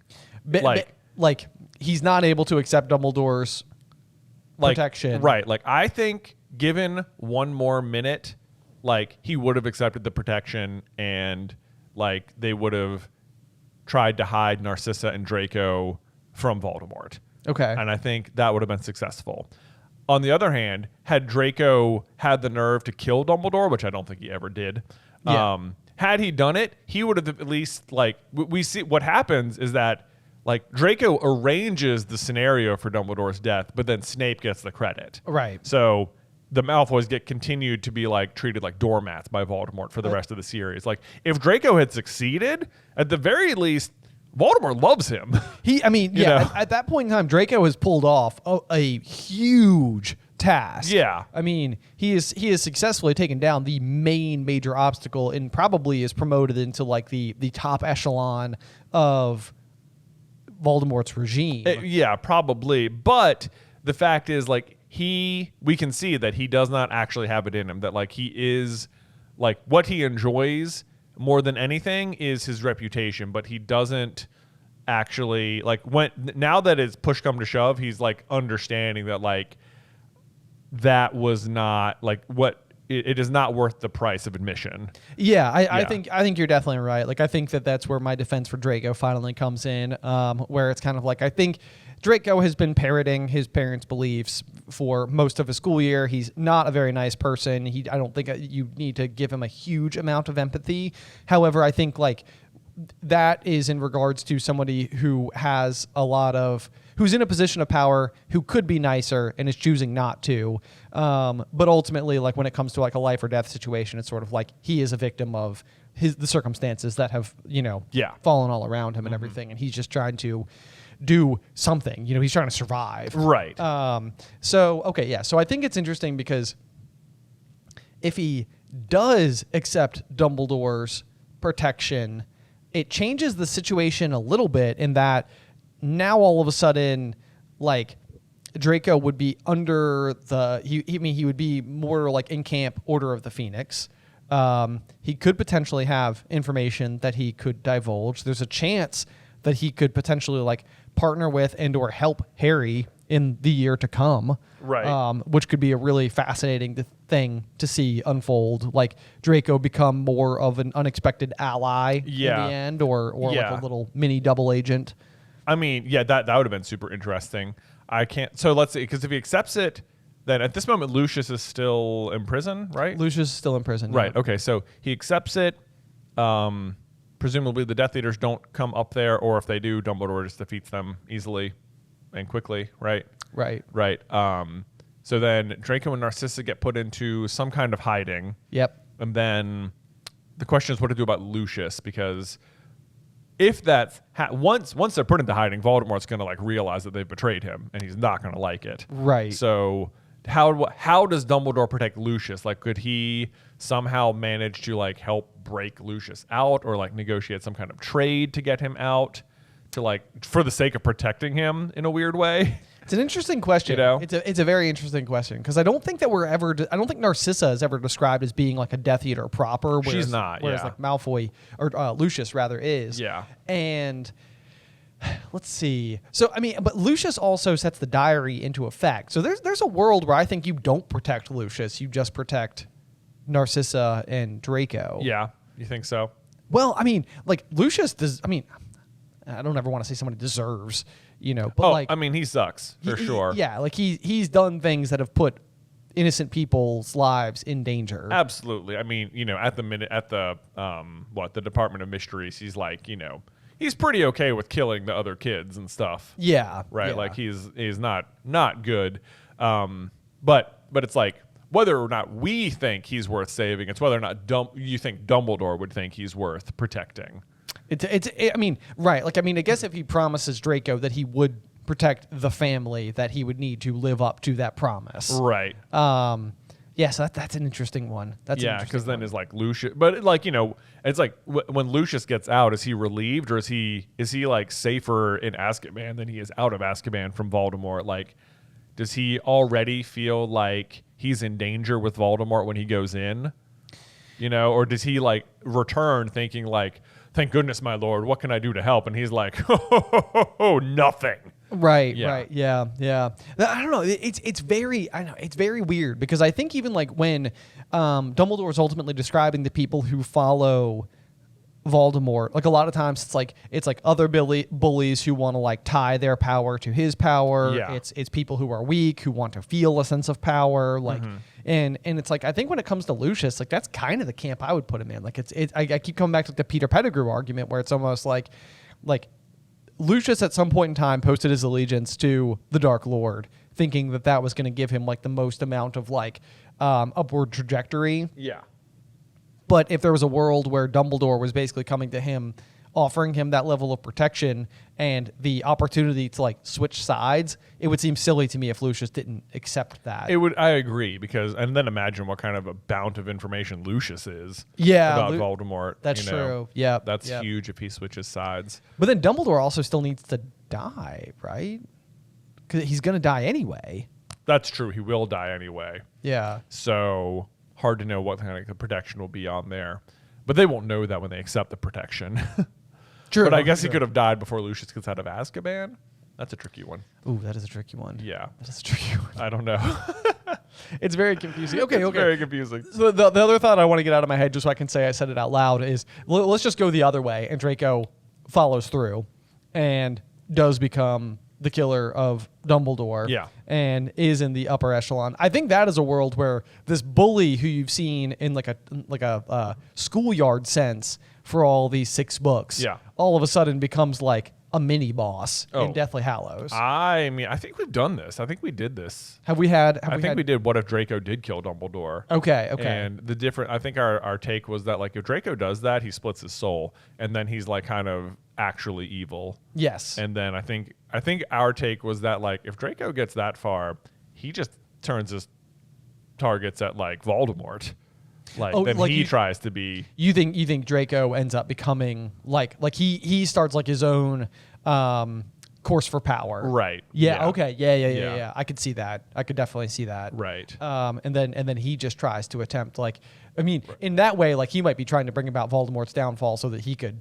Exactly. Yeah. Take So charge. he still works against Voldemort in some way or shape or form. It's just more like in a Sith way. Right. Yep. The apprentice becomes the master. Exactly. Okay. There you go. Yeah. Okay. I like that. Well, I know that's not as polished of an answer as we normally give. That one's gonna. It's a tricky one to think about because like, what do you do about Lucius? Does Lucius also go into hiding or let's go back the other way. If let's say Draco and Narcissa go into hiding, Lucius is somehow on board with it or whatever, then it's like, then also Voldemort has no like home base. Like there's no Malfoy Manor to go back to. Like maybe you go to whatever Bellatrix's home is, which I assume is also lavish and Yeah, stuff. to imagine. Yeah. That or maybe Spinner's End where Snape is. No way. No way they go to Spinner's End. That seems like such a tiny house. It does.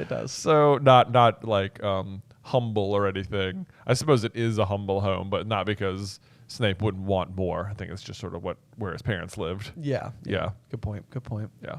Okay. Yeah, this is such a weird problem. I know. Yeah. What if Draco accepts it? I guess Dumbledore, because that's the thing. It's like Dumbledore survives the night, but not much longer. Not much longer. What I think I like the most about this situation is the scenario. Oh, what you got? Well, here I was just thinking like, so if Dumbledore survives the night but not much longer, then because the curse will kill him from the ring. Yep. Then Voldemort.